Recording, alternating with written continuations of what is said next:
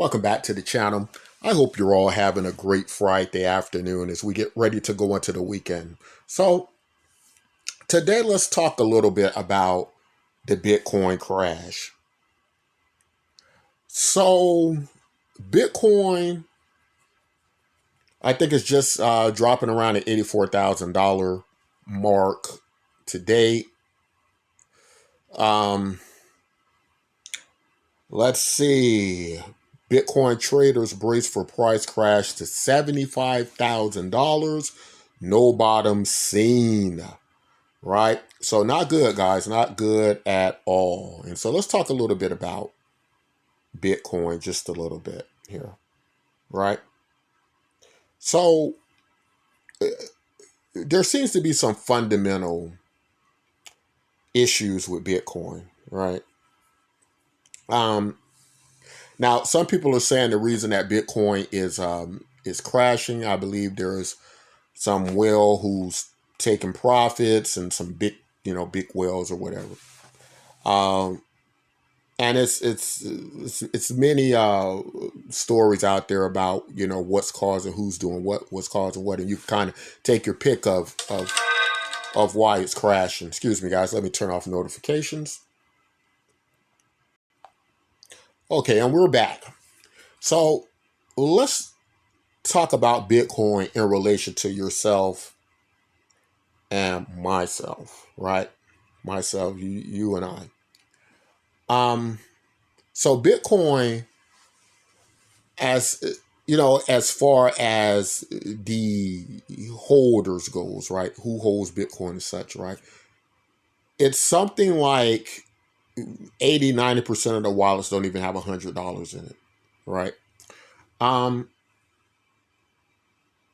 In regards to you and I, what is our relationship like with Bitcoin, right? Because I would hear these stories like people get up in the morning and they hope for the day they could go out, they could buy coffee with their Bitcoin, they can use Bitcoin in place of money, right? You hear stories like that a lot. And then, of course, you hear the stories that are more related to like, Bitcoin kind of becomes gold 2.0, and so people are holding this Bitcoin and it is quote unquote recession proof, meaning that in times like this, right, when we're under great inflation, Bitcoin should hold its value, right? When the top of Bitcoin last month was hitting something like $120,000, it's now $84,000 with no bottom in sight. We don't know how low this thing can go. We've been hearing people walk around saying it can hit 60K, and whereas we thought that was a ridiculous amount some time ago, now they're seriously considering 75,000, right? Some of the analysts. So, what is our relationship with Bitcoin like exactly? Because I think that's a very important question to ask as to the situation with Bitcoin, right? Because if Bitcoin isn't something that you have a special relationship with, then why would you hold it and why would you buy it, right? So some would say it's because it's kind of stood the test of time, it's died many times, only to be resurrected, come back, reaching higher highs, right? And that's been true. That's been arguably true for Bitcoin. I guess you could say maybe over the previous 4 or 5 years, right? Now, if you look at the last few years of Bitcoin, it's pretty much settled around $100,000, right? We haven't really seen Bitcoin go crazy, outside the scope of that, right? So in relation to the previous years, the significance of the jumps, I would say, haven't been that great, right? Because Bitcoin's had some humongous jumps that defy reason and logic. But I would say in the last few years, it hasn't really done that, right? But your relationship with Bitcoin, for the most part, most people who listen to the video, or just most people in cryptocurrency in general, is a very is a very I won't say insignificant, but it's a the relationship is not a great one, right? As to say, most people that are in cryptocurrency aren't holding a lot of Bitcoin. They aren't using Bitcoin every day to trade as such. They aren't paying bills with Bitcoin. They aren't really doing anything in significance with Bitcoin. Minus believing in the story of Bitcoin as to say that Bitcoin's supposed to be this money or gold 2.0 that is a future currency that may be better than gold, that might be better than uh, major fiat currencies, right?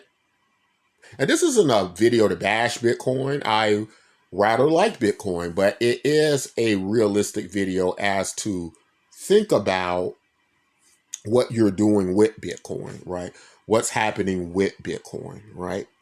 So, whereas Bitcoin is in what could best be described as a crash, and those aren't my words, those are the words of many. Uh, Bitcoin MYK, which some of us consider a fork of Bitcoin, which some of us consider the Bitcoin that gives everyone the citizens dividend, is up 359%.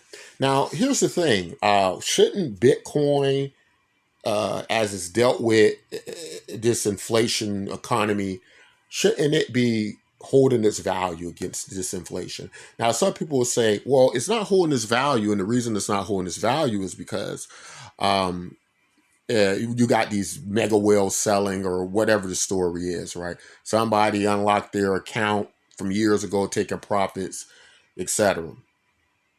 But what about all of the previous inflation economies we've had where Bitcoin has took a nosedive, right?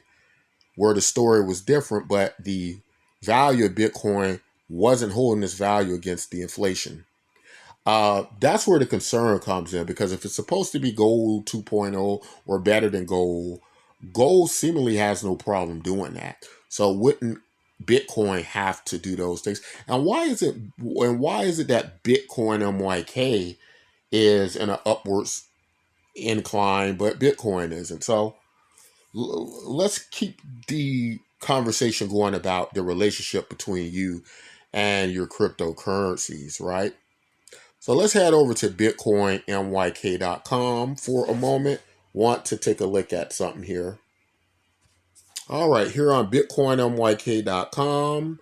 And what are we looking at here? What is bitcoinmyk.com? Of course, many of you all who've been watching our content, the videos, you're full aware of our what would be our I'm sorry guys, what would be our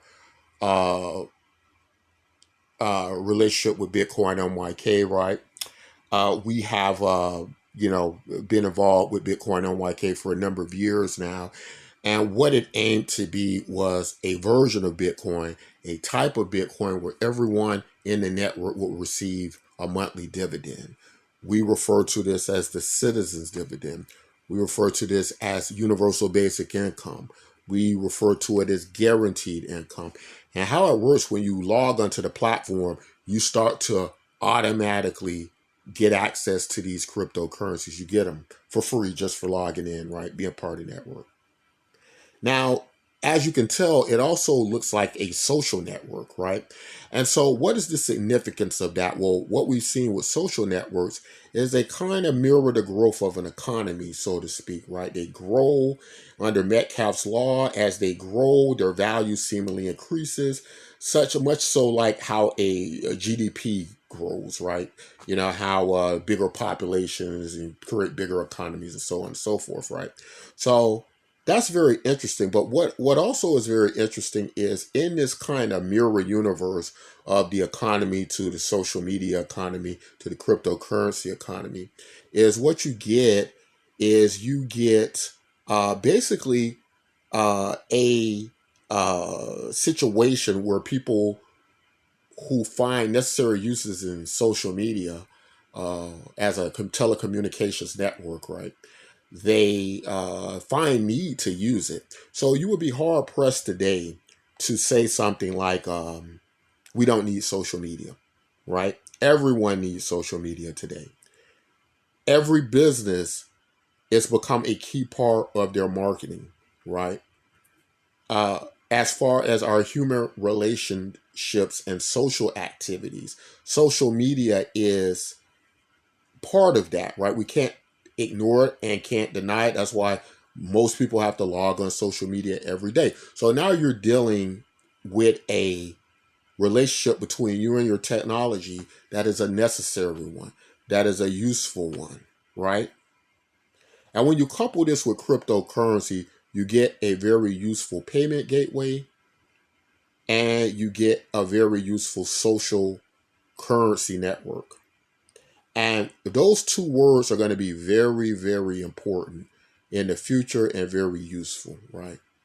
Also, when you take into consideration our technology and what it means to us economically as humanoid robots become indistinguishable from humans and they can perform tasks like humans, as chips get faster, as artificial intelligence grows bigger, and keep in mind that we have fully focused on pouring all of our money investment dollars into AI to win the AI race, because whatever government wins the AI race will be the most powerful government.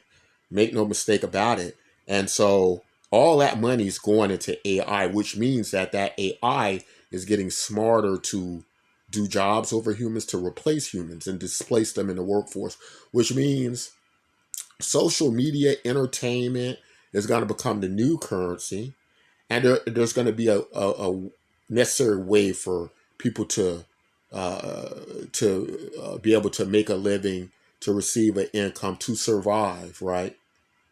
And these aren't questions of whether these things or events will happen or not, but it's more of a question of when. No matter the when, where, how, we're going to have to be prepared for it, and some type of system's going to have to exist.